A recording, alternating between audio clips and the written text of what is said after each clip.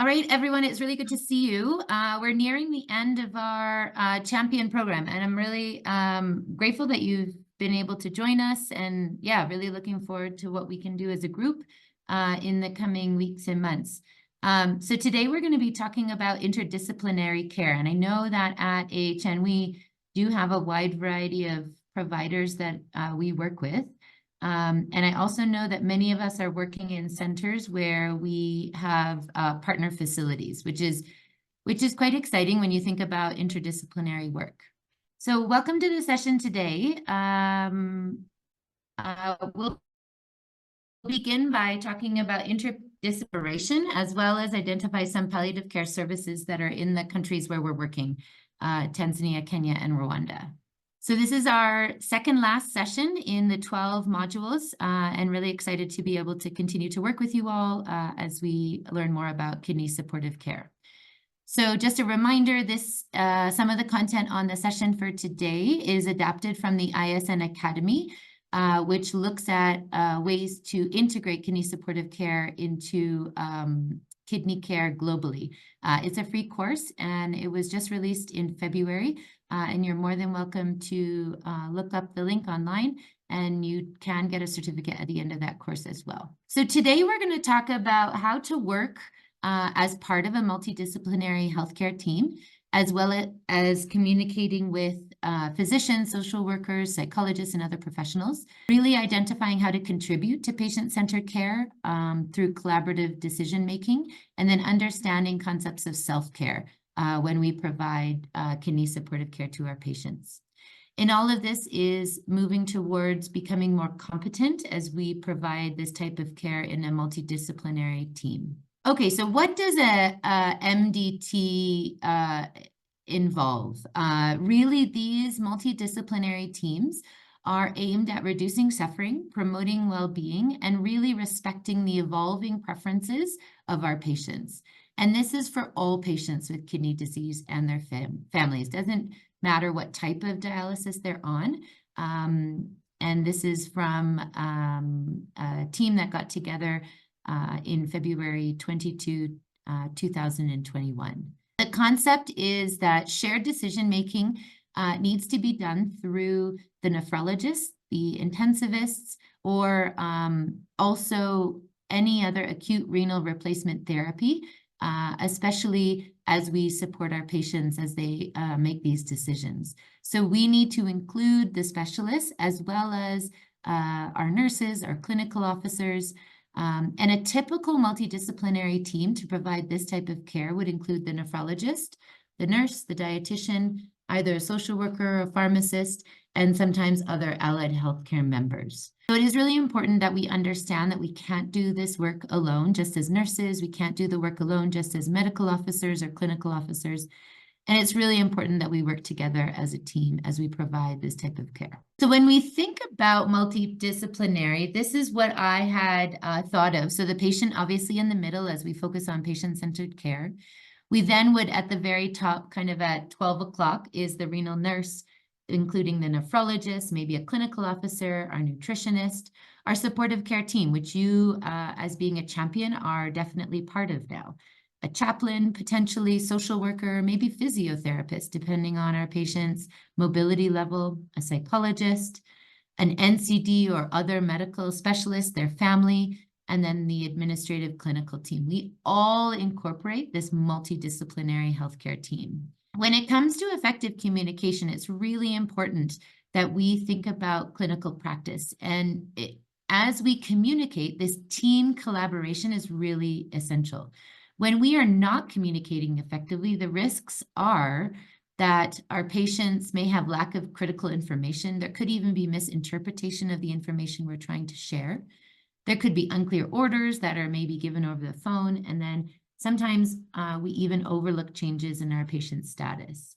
So it's quite important as we think about communicating in this kind of larger team that we consider these things. So a quick question to the group. I know that a few people hopefully are still joining us, but what are your thoughts at AHN? How many healthcare workers are involved in one patient's care? So if we think about our current teams, this multidisciplinary approach, obviously would be a goal. We know we don't have all those specialists currently working at AHN. But how many people do you think right now are currently involved in your patient's care? So think about the people on the team, and then if you can list who they are. Who do we currently have working in our teams in the different places? Okay, so Dr. Azela is saying the doctors and nurses. Yeah, for sure. Off the top of my head, I was thinking of this. So the nurse, the clinical officer, maybe our administrative staff, a lot of them help with signing people in, making sure they come to their appointments, the nutritionist, supportive care, the medical officer. So Francis is sharing the nephrologist, the center, MD, the nutritionist, nurses. Yeah, for sure. We have quite a variety. And good. I see a few more people are involved. Yes, very good. Our corporate team, the general practitioners, assistant nurses, and of course, I also forgot families. So there's quite a lot of us involved in these cases. When we think about our patients, it's really important that we also consider case review. So having regular case reviews with this team, this multidisciplinary team, can really help us support patients that may have complex situations. So when we think about our patients and when we think about potentially introducing case reviews, we would want to make sure we have the ability to share about the patient details, maybe their demographics, a bit of a medical history. We then would share the presenting problem or the clinical impression that we're going to discuss during holistic assessment that was done, and then issues are identified through that. And then the actual problem or potential problem is identified. And through this kind of cycle of really doing this case review, we can do learning through that as a team. And this is a way that even through Project ECHO, we often do interdisciplinary or multidisciplinary case review of our patients. And I think this is something that in the future we will be introducing here at AHN. Today, we were hoping that Gladys could share a case. She's not feeling well today, so she was not able to join us, but hopefully in the future, we can continue to incorporate that into our work.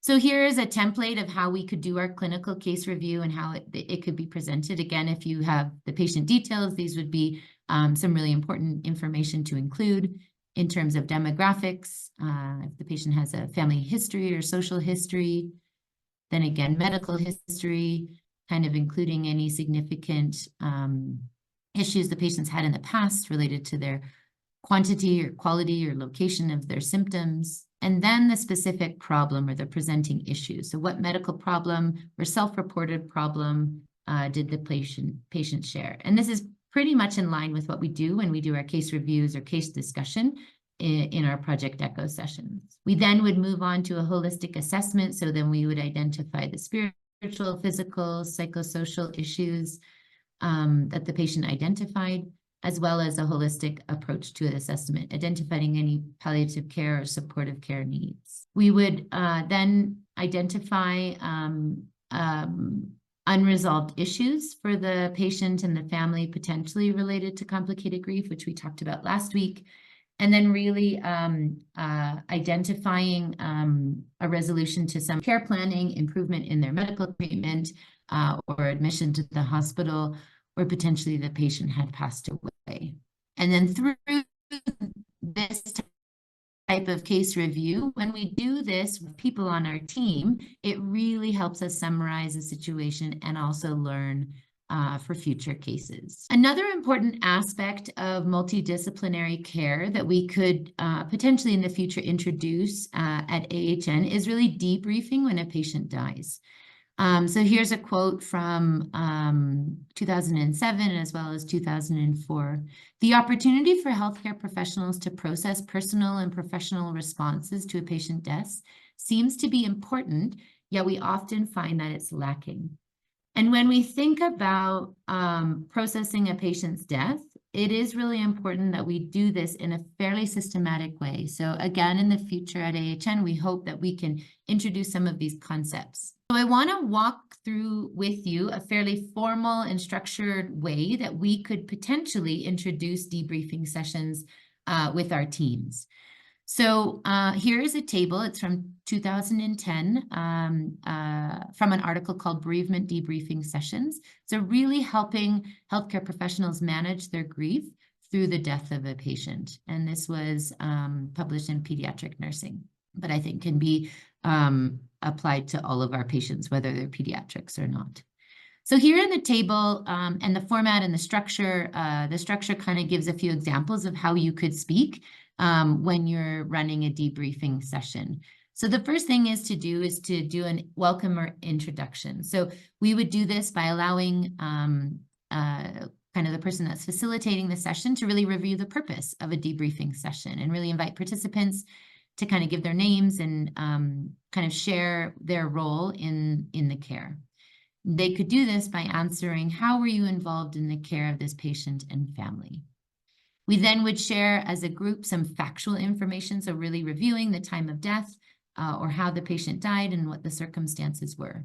The next step is to move on to a case review. So really thinking about the emotions and how the situation impacted the staff. So what was it like taking care of this patient?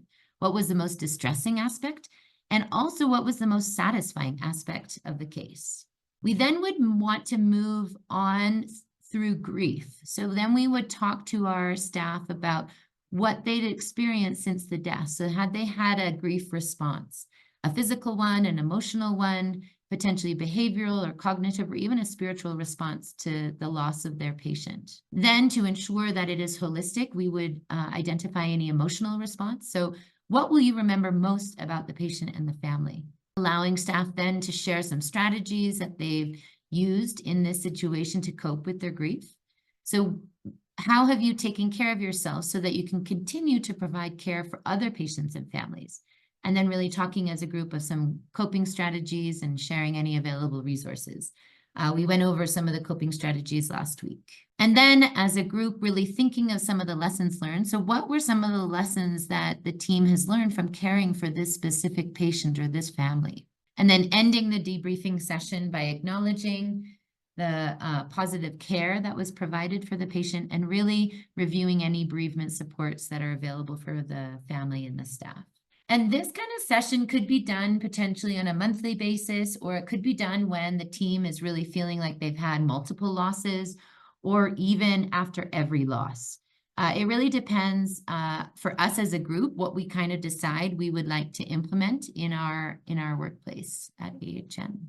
And continuing from that same article in 2010, a really meaningful quote said, "The opportunity to express one's grief and reflect on the experience of caring for a particular patient and family really allows us as healthcare providers to learn to manage our own grief experience as we continue to provide care for many patients and their families."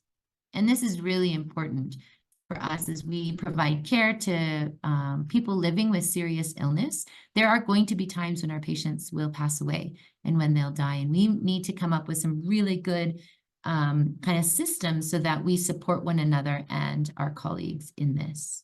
It's important to acknowledge that these losses affect all of us. We need to talk about it. We as a team can come together and help our patients and their families make complex decisions about care. And definitely after we care for these complex cases, really offering that official debriefing session is really important.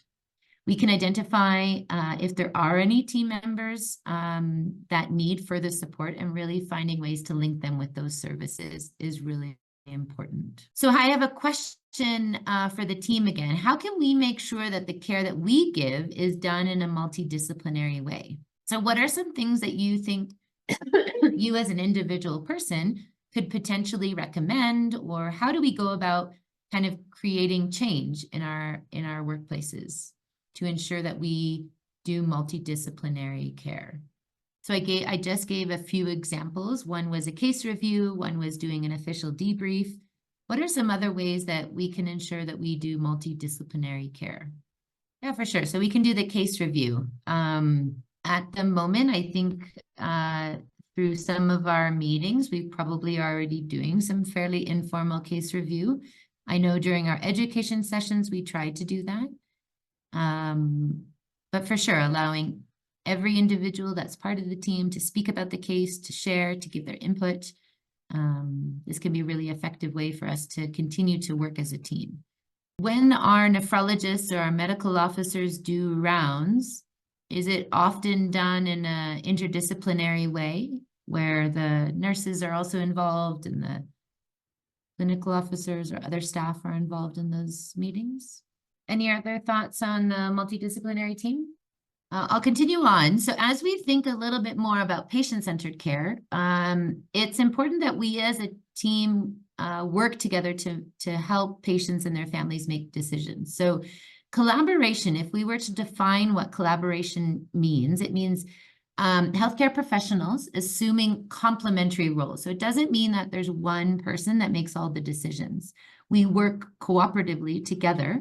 We have shared responsibility, especially when it comes to problem solving, and then make decisions to formulate and then carry out plans for patient care. So this type of collaboration or teamwork is really important. And this can be done through, between physicians, nurses, and other healthcare professionals.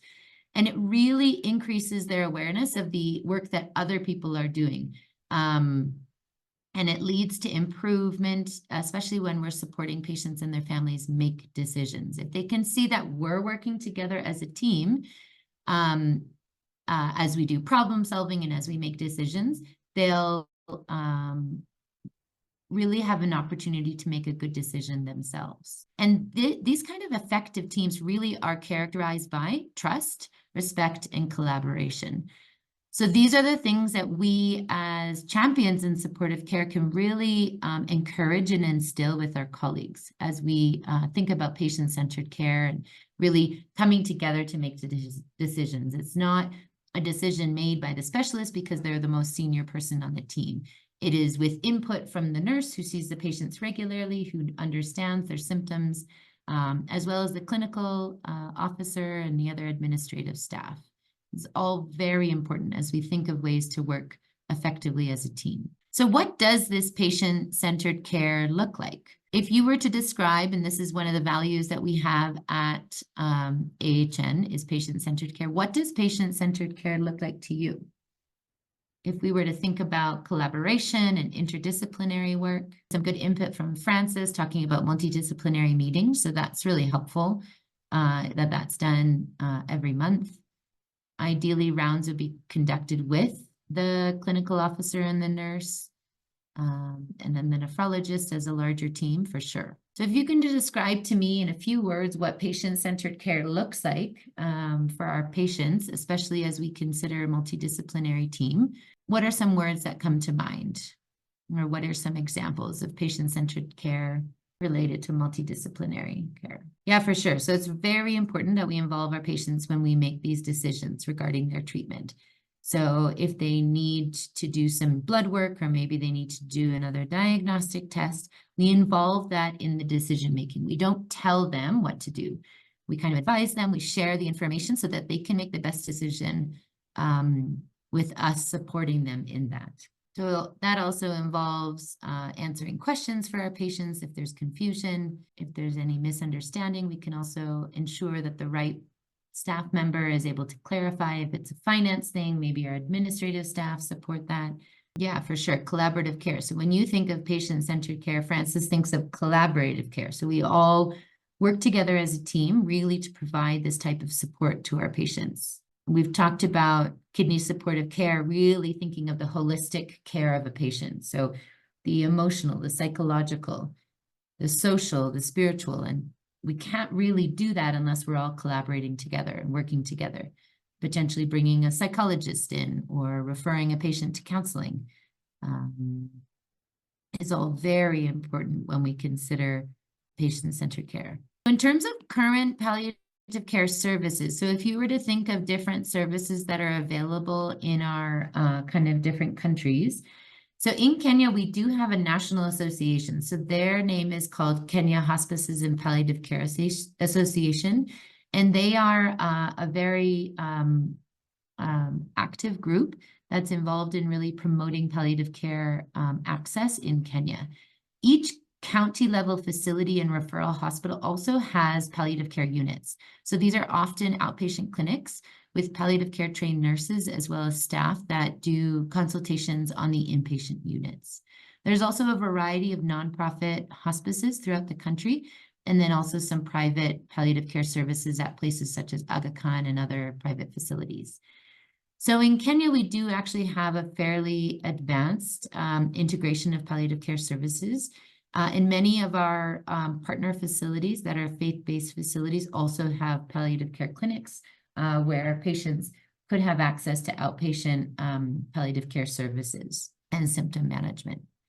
And we've been talking about it for the last several weeks and months. In Tanzania, unfortunately, there is limited access to palliative care. A lot of the palliative care that's offered in Tanzania occurs in oncology hospitals. And then in Rwanda, there is a Palliative Care Association of Rwanda, and we've gotten the team in Rwanda quite connected with the executive director of that association. And there's also a few other small nonprofit organizations such as Rwanda Hospice and Palliative Care Organization. And there's some research that's being done at a place called African Center for Research on End-of-Life Care. So there are a few things that are going on. And again, as we continue to think about multidisciplinary work and really working together as a team to provide this care, it's important for you as champions to really consider some of the other services that are available. Are there ways, if a patient has severe pain and we can't seem to manage it, for us to reach out to people that are working in our region for some advice or for some consultation?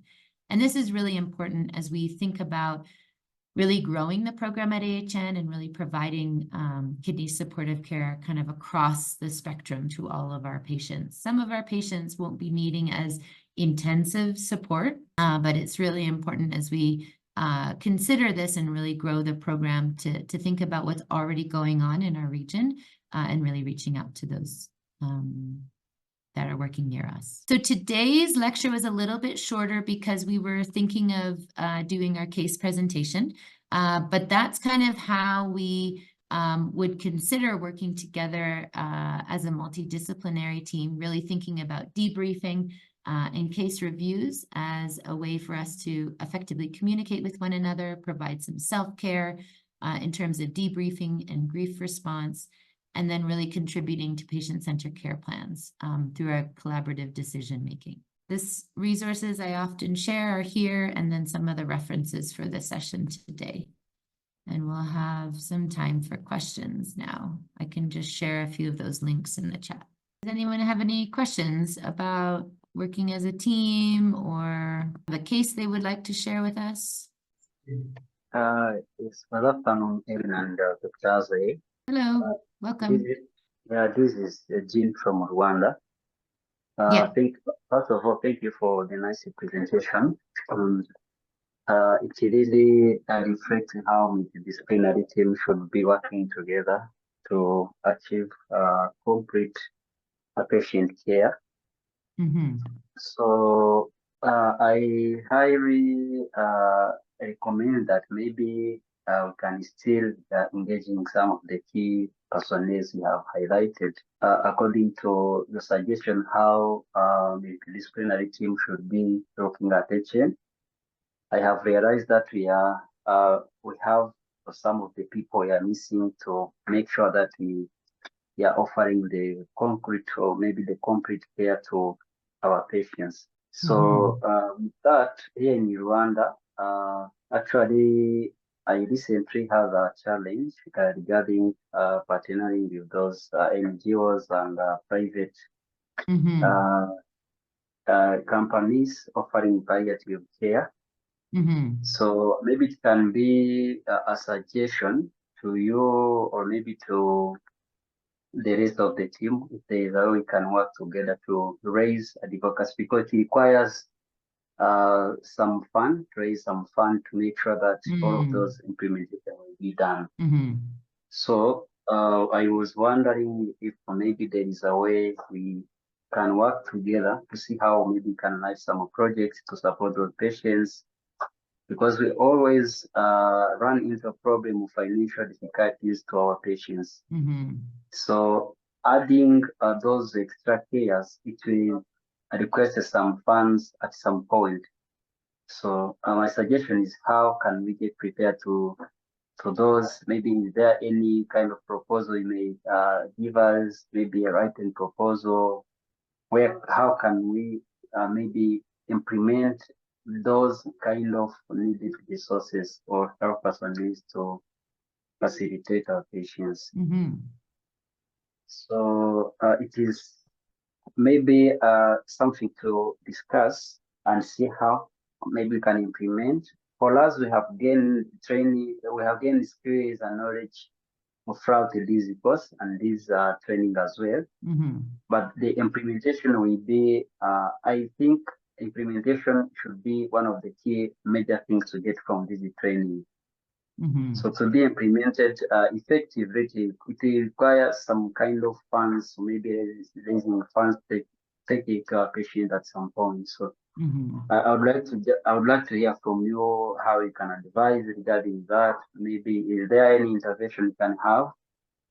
Because I managed to discuss with those NGOs, non-profit organizations, Palliative Care Association in Rwanda.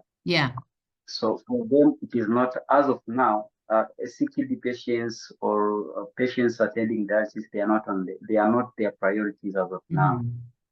So for us to have our patients involved, we are required to put in some input to some funds, or maybe to have a way to raise some funds for supporting those patients with CKD and attending dialysis. So maybe it is something I can bring to the table with you and discuss and proceed from here. Thank you. Yeah, I think as we all become more sensitized to what supportive care is and how we can really kind of implement it in our work, in general, the Champion program was created so that people within AHN would have access to more knowledge on what is kidney supportive care, what are some of the tools that we can use, how do we assess symptoms, how do we manage pain, how do we communicate effectively. So currently any healthcare provider can provide supportive care. To the extent that someone does it full time and is kind of specialized in it, obviously that would be something that we would have to pay for. So at AHN, we are kind of democratizing the knowledge. So we've shared with champions as well as part of our IACO program with staff about what it is and how they could incorporate it into the care that they're currently offering to patients. But like you're saying, Jean, for us to be able to have more specialized or more fully trained people who've done, higher levels of education in supportive care and palliative care, we will have to pay for that. Very much like patients who come for dialysis have to pay for dialysis. So, I think together as a group, we need to potentially brainstorm what are some ways that we could, for people that need specialized care, what are some things that we can do? Historically, palliative and supportive care has been funded through donations and through grants. We know that in many of our settings, patients don't have a lot of money to pay for healthcare, yet it isn't free. Because it's not highly technical, the services that are provided, it still isn't free though. So I'd be curious to hear what your thoughts are. I know that Rose, the person that you had connected with in Rwanda, has recently shared a grant opportunity that she's considering applying for. These kinds of things have historically been how we've funded supportive care. Ultimately, it would be great if palliative and supportive care was part of the insurance scheme for public funding for insurance. But we're not there yet. Currently at AHN, the services, so my time to teach you how to do supportive care is an internal cost. And in Kenya, we're looking to hire some palliative care trained nurses, which again would be an internal cost. But we're always happy to talk about different ways of supporting and funding it for sure. In Kenya, a palliative care visit with a palliative care trained nurse is about $5. You have mentioned the branch that was shared by Rose. You mean that we can maybe apply for that one? Yeah. Yeah, it looks like it's a specific non-communicable disease program grant. Let me quickly share it on the chat. This is what she just sent to me. But these kind of things, if we can collaborate with people that are finding ways to fund supportive care, I think that will be really, really exciting kind of way forward. If there's no other questions, we'll probably end there for today. So next week is our last topic. I know, obviously, due to time frame and other commitments, not everyone is able to attend all of our sessions, but I would like to work with Dr. Ezel to really, for those that are interested in getting a certificate of completion, and in the future, new opportunities will also probably come up. So I'd like to find a way for us to get as many as the champions who had enrolled in the course kind of able to listen to the recordings. And I do have a final knowledge test that I would love for each of the individuals to participate in. So that's kind of where we're going in June. And maybe with the goal for that everyone to be have completed listening to recordings if they're interested, and completed that knowledge test by the end of June. That would put us in a pretty good place kind of going forward as we think of other programs and projects related to the supportive care. I just recently shared in the WhatsApp group a documentation form that I hope that we can start using at AHN. So if everyone can also take a quick look at that this week and then share any feedback, that would be really helpful. And this is a link to our WhatsApp group. Thank you very much, Erin.